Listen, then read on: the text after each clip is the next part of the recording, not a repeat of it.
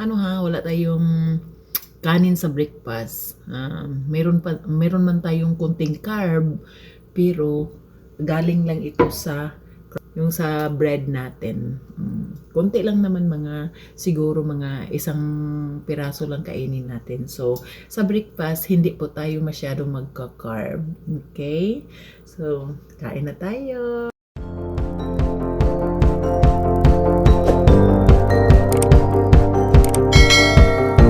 Good morning, guys! Happy Sunday! Magkape tayo, guys. Magkakape tayo. Meron tayong tinapay. Ayan. Ito-toast natin ito. Tapos, nag-init ako ng tubig. Magkape tayo. Ang kape natin, guys, is kopi ko. Kasi nagdala ako sa Pilipinas ng kopi ko. Nagdala ako ng kopi ko galing ng Pilipinas. Ito ang kopi ko natin, guys. Ayan. Gawin natin itong toast ang bread. Parang ano naman siya. Kasi para siyang cardboard. So lagyan natin ng butter tapos i-toast natin. Itong kutsilyo na to.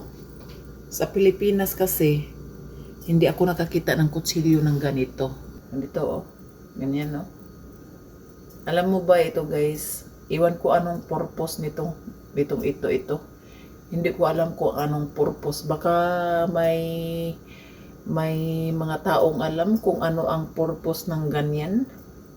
Basta, ang purpose lang ang alam ko sa mga ganitong mga hiwa is for bread. For bread. So, ganito, guys. And then, oh, diba? Madali lang siyang makat.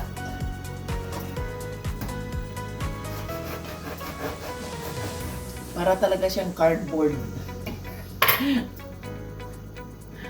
yung tinapay parang cardboard. Pero ginagawa ko itong toast dahil para makain. Tapos lagyan natin ng itlog.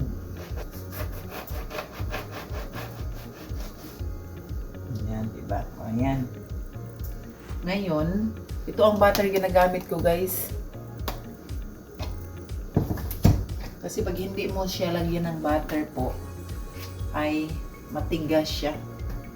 O iwa-warm up mo, magiging iba ang texture ng bread pag i-warm up mo. Kaya lagyan natin siya ng butter. Flat iron natin, mainit na. Ayan.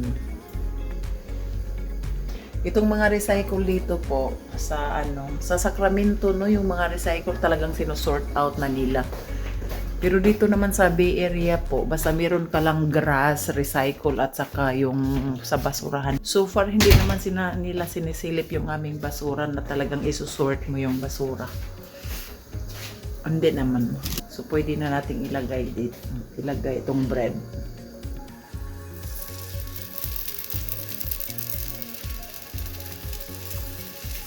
Bibili kayo ng ganito, guys.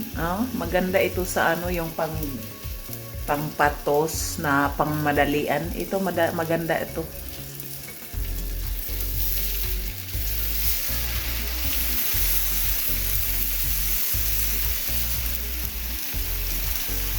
Ayan.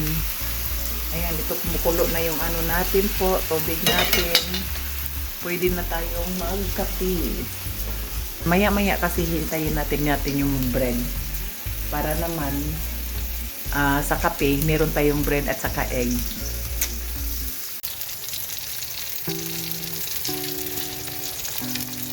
Ayan.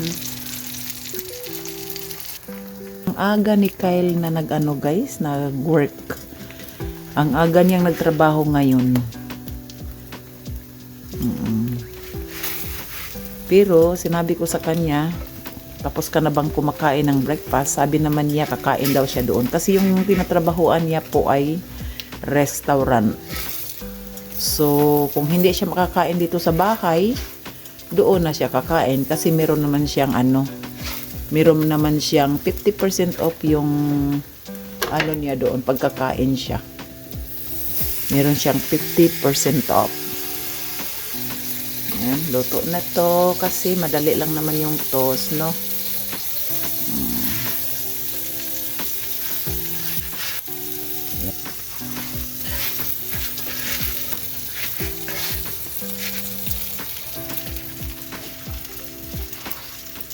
Ayan. Ngayon magluluto tayo ng itlog sandali.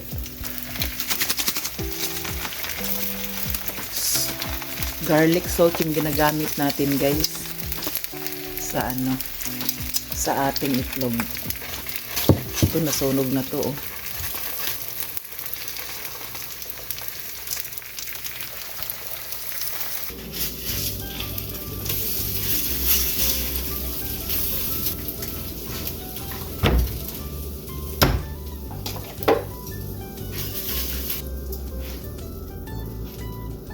Luto na tayo ng itlog. Tag-dalawa-dalawa lang kami ni Mr. dahil si Cal maagang nagtatrabaho. Ito ang toast natin. Ayan. So, ayan, magkakape na tayo po.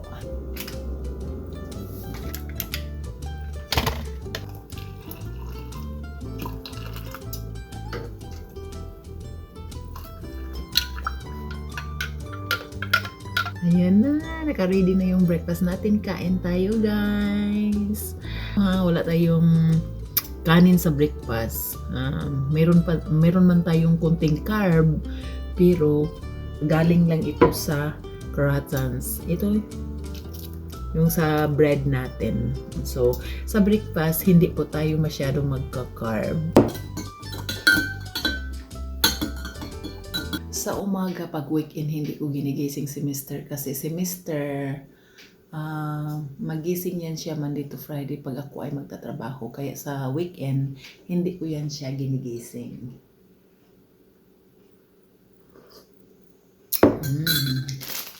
May tinapay pa tayo. Daming tinapay dito, guys. Gustong gusto ni Mr. yung mga tinapay. Ang daming tinapay namin dito. Yan. House of Tinapay. Dami naming tinapay. Alam niyo ba, guys, doon sa Pilipinas, nag-i-enjoy talaga yung Mr. dahil gusto niya yung mainit na tinapay na binibili sa bakery. Yan talaga ang namimiss niya doon. At saka maganda din sa Pilipinas talaga. Mamuhay. Maganda sa Pilipinas mamuhay. Ayan, guys, yung natin, toast natin.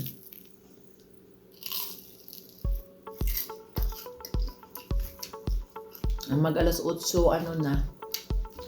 10 minutes after 8.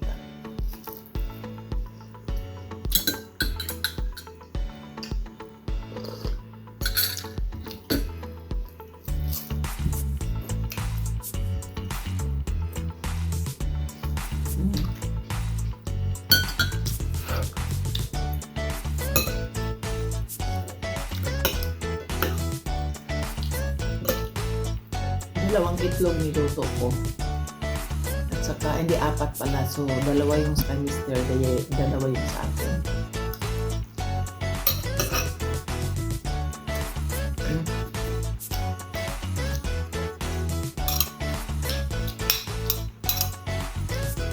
Nag-lose weight si Mr. nang umuwi kami ng Pilipinas. Kasi nga ba, di ba inuubo siya nung kagaling-galing lang pa lang namin dito sa California.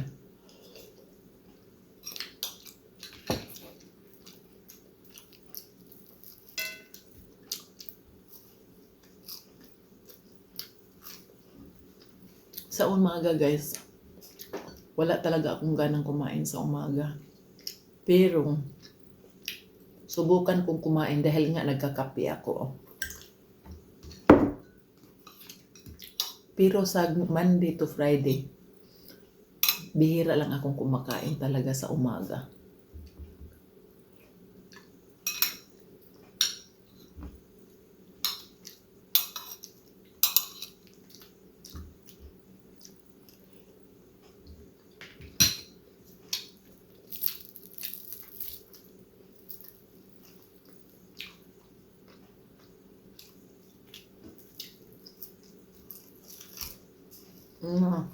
croissants na bread na ano ko, talagang na ano ko, tinutos ko. Tinutos ko yan palagi. Masarap siya.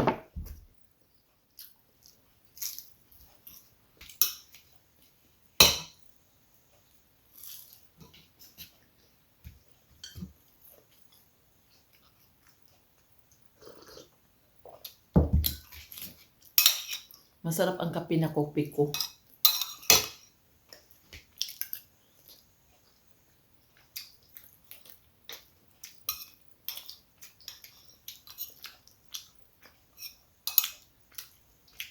Alam mo ba tayo, makasurvive tayo ng walang pagkain for 2 weeks.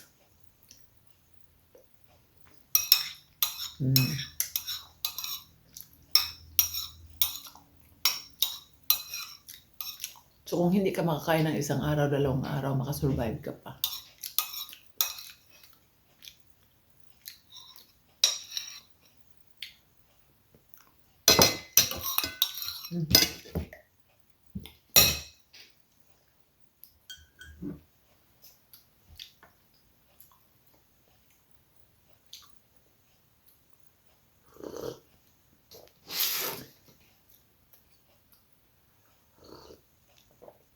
Ayan guys, thank you for watching for our vlog today. Taos puso akong nagpapasalamat sa lahat ng mga content creator na nagsusuporta sa aking page.